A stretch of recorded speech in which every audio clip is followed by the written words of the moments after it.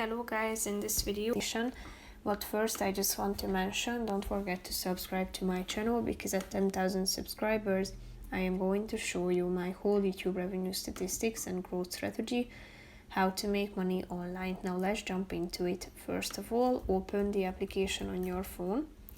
After that, you should go to your home page and then click on the book a flight button down below, which is the second option. After that, select a type of trip at the top, round trip on by your multi-city.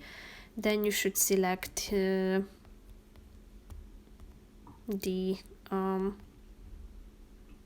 departure date.